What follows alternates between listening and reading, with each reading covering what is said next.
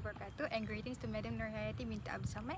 So as for our video assignment, we will be presenting our video assignment, which is the chosen business for the accounting and also reporting. So the business that we chose is actually a food and beverages business, which is a cafe. The name of the cafe is Hardcovr Cafe. It is located in Eco Grande, Alam, and it was established in 2021. So as for this cafe, there is two members of partnership, which is Mr. Richard and also Chef Isaac. And the main business activity for this cafe is actually they offer food services, which specializes in Western and Italian cuisine, and the main attraction for this cafe is pizza.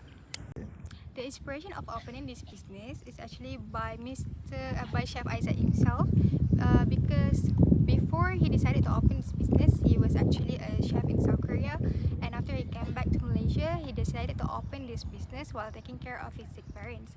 As for now, there is only one branch which is located in Alam, Selangor, but in the future, they try to open more cafe specializing in coffee and also in pizza.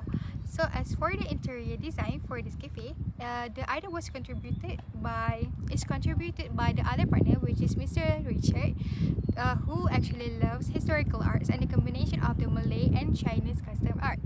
As for the capital needed for this cafe, each partner has to contribute around 100,000 ringgit Malaysia, bringing the total of 200,000 ringgit Malaysia.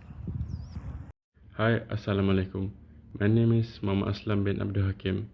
For my part, I would like to share with you about business characteristics. Business characteristics have 6 parts, which is the first one is registration, liability, ownership, management, profit sharing, and existence. Registration of this business is partnership, which is registered under Suruhanjaya Syarikat Malaysia, which is Aslam. Next part is liability. In a general partnership, all partners share unlimited liability, making each partner personally responsible for the business debts and any legal action taken against them. In this business, ownership is shared between Mr. Isaac and Mr. Richards, who join to manage this business and share its profit and responsibility of each partners. Next one is management and control. In a partnership, it is possessed by partners who jointly decide to assign tasks and make sure the company follows established plans and financial objectives. In this business, it is operated by the owner themselves, who actively monitor results and gather feedback to make informed decisions and improve performance for their business and ensure that shared goals are effectively achieved. Next, for profit and sharing, a partnership business will split profit and losses among partners according to the terms of their agreements.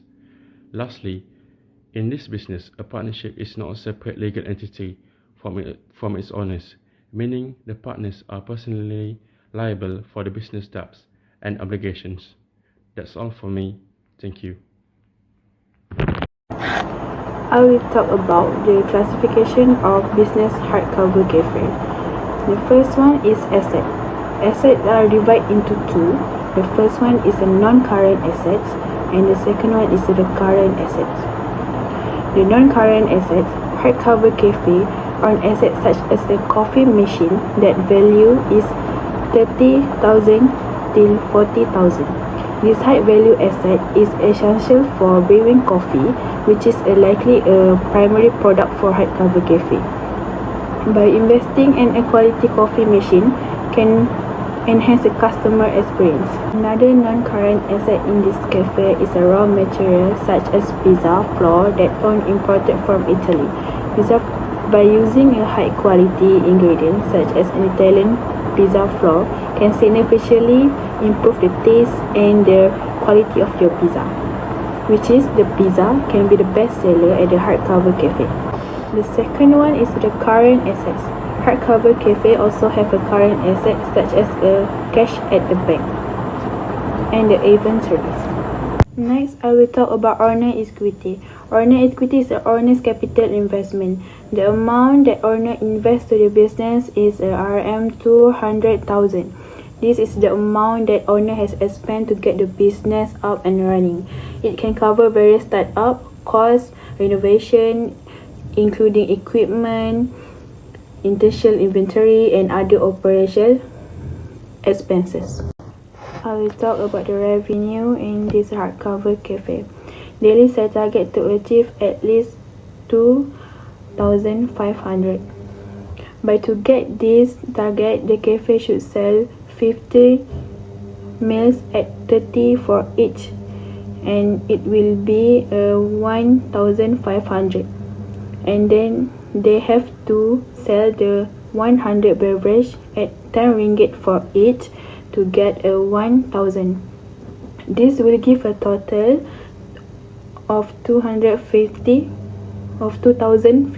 to meeting the daily sale target. In this cafe, they serve a coffee and drink, serve variety of coffee, teas and specialties drinks. And then therefore the food option is a pizza, bakery, dessert, light and high eatery. And the third one is a catering service. They do a catering service like a catering program for wedding, birthday party and events. I will talk about the expenses in this business. Expenses are divided into two. The first one is operating expenses and the second one is a non-operating expenses. Under the operating expenses, the business utility expenses for 3,200 per month.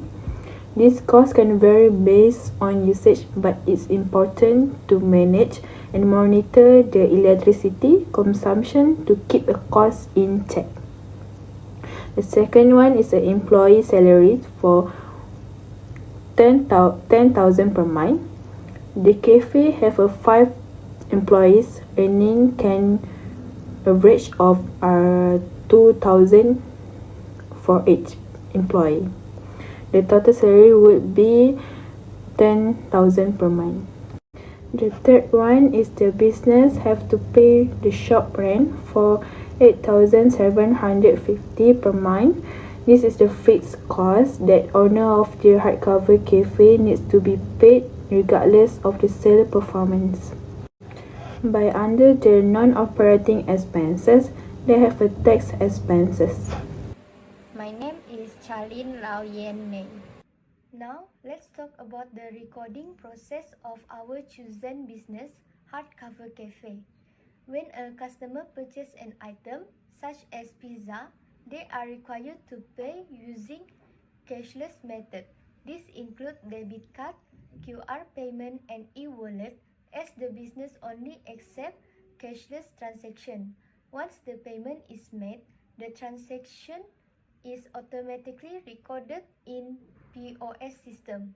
Now, what is POS system? POS system stands for point of sale. It is a computerized system used in the business to manage sales, customer interaction, and oversee the operational processes. It provides the business with detailed sales report and inventory report, which is important for making informed decisions. At the end of the day, the manager or business owner will conduct the closing process. During this time, they will print out the daily transaction receipt to review the day's income or any potential loss. This printed receipt then will be stored in the receipt record book for documentation.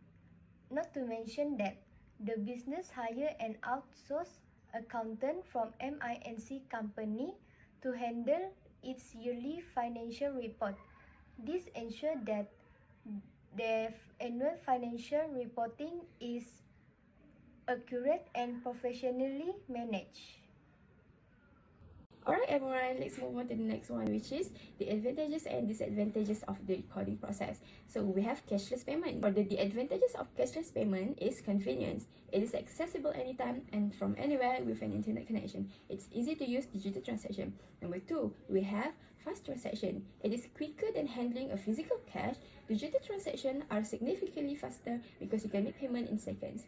And then number 3, we have easy tracking. Every digital transaction is recorded automatically, making it easy to track company income and expenses. It also helps with budgeting, financial planning, and even tax preparation.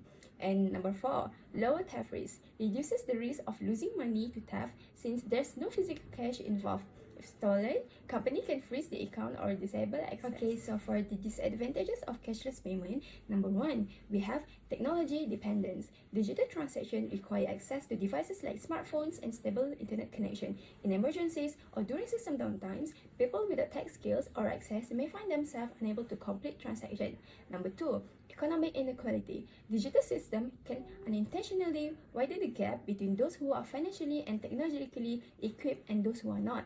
Number 3, customer service issues. Some users they prefer and rely on cash for various reasons, including habit, trust issues, and lack of digital skills. Number 4, privacy concerns. Every digital transaction leaves a data trail, which this can help with record keeping. It also raises concerns about how personal financial data is stored, used, and potentially shared with third parties. Alright, so for hiring an accountant, the advantages of it, number 1, expert financial guidance. Accountants bring professional expertise in financial management, ensuring your records are accurate, organized, and compliant with relevant laws and regulations. Number 2, tax savings. A qualified accountant understands tax laws and can identify applicable deductions, credits, and incentives that you might otherwise overlook. Number 3, time efficiency. Managing finances, preparing reports, and filing taxes can be time-consuming and complex. Hiring an accountant allows you to offload this responsibility, giving you more time to focus on core aspects of your business and personal life. Number 4, strategic advice. Beyond bookkeeping and tax preparation, accountants often provide valuable insights into business planning, reporting, budgeting, and investment. So, for the disadvantages, number 1, the costly fees.